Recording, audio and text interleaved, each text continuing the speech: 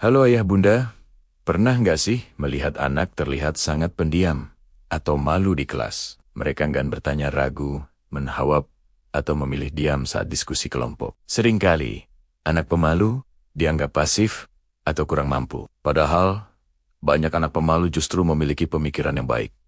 Hanya saja, belum berani mengekspresikannya. Pemalu bukan berarti anak tidak cerdas atau malas, tetapi mereka membutuhkan rasa aman, dukungan emosional, dan pengalaman positif agar berani tampil. Di video kali ini, kita akan membahas mengapa anak bisa pemalu di kelas, apa dampaknya jika dibiarkan, dan strategi psikologi praktis untuk membantu anak tumbuh lebih percaya diri, nyaman, dan berani mencoba. Anak bisa menjadi pemalu di kelas karena berbagai faktor yang saling berkaitan.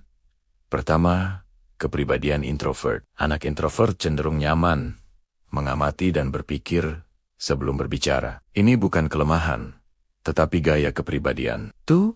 Pengalaman negatif sebelumnya pernah diejek, dimarahi, atau ditertawakan saat salah menjawab, membuat anak trauma dan memilih diam. Ketiga, kurangnya dukungan sosial. Anak merasa tidak punya teman dekat atau tidak merasa diterima di kelas. 4. Takut salah atau takut ditolak. Anak perfeksionis sering berpikir, kalau jawabanku salah, nanti aku malu. Kelima, lingkungan baru atau tidak familiar kelas baru. Guru baru atau pindah sekolah bisa meningkatkan kecemasan sosial. Menurut Albert Bandura, 1997, keyakinan diri sangat memengaruhi keberanian anak untuk bertindak. Anak pemalu membutuhkan pengalaman sukses kecil agar muncul rasa aku bisa. Contoh nyata, anak selalu menunduk saat guru bertanya karena takut jawabannya salah.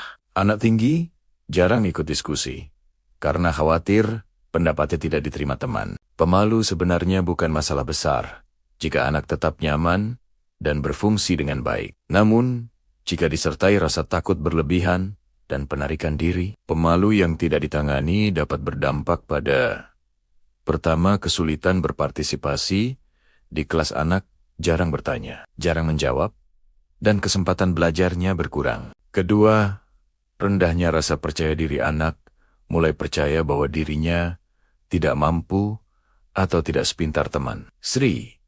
Hambatan perkembangan sosial. Anak kesulitan menjalin pertemanan, bekerja sama, atau menyampaikan perasaan. 4. Motivasi belajar menurun karena takut salah. Anak lebih memilih diam daripada mencoba. Kelima, risiko kecemasan sosial di kemudian hari.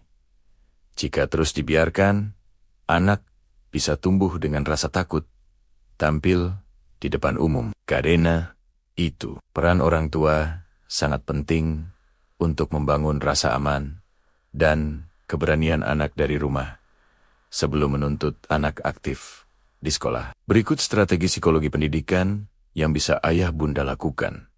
Pertama, validasi perasaan anak. Ayah atau ibu tahu kamu malu dan takut salah. Itu wajar. Validasi menurunkan kecemasan dan membuat anak merasa aman.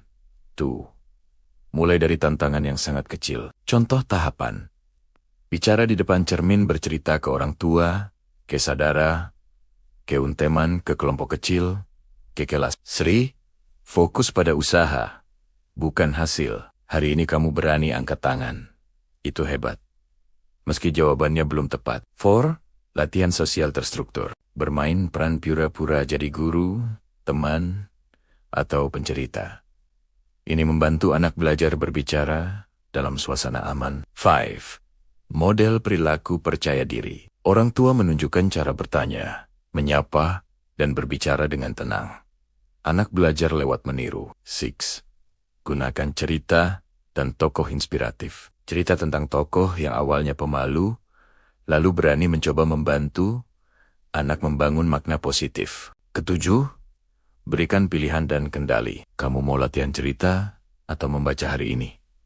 Otonomi meningkatkan rasa percaya diri. 8. Ajarkan self-talk positif. Bantu anak mengganti "aku pasti salah" menjadi Aku boleh mencoba.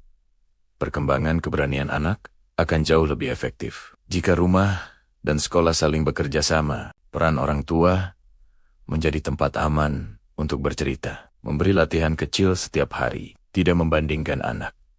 Peran guru memberi kesempatan bicara tanpa memaksa, menggunakan diskusi kelompok kecil, memberi pujian atas usaha. Kolaborasi ini membantu anak merasa diterima, berani mencoba, dan membangun kepercayaan diri yang stabil. Ayah bunda, anak pemalu, bukan anak lemah. Mereka adalah anak-anak yang sensitif, berhati-hati, dan membutuhkan ruang aman untuk tumbuh. Dengan validasi perasaan, latihan bertahap, dukungan emosional, dan kerjasama dengan guru, anak akan belajar, percaya pada dirinya, berani mencoba, dan mengekspresikan potensinya. Seperti kata Carl Rogers 1969, anak yang merasa diterima akan memiliki keberanian untuk menjadi dirinya sendiri. Mari kita dampingi anak pemalu dengan sabar dan penuh cinta, agar mereka tumbuh menjadi pribadi yang percaya diri, nyaman di kelas, dan bahagia dalam belajar.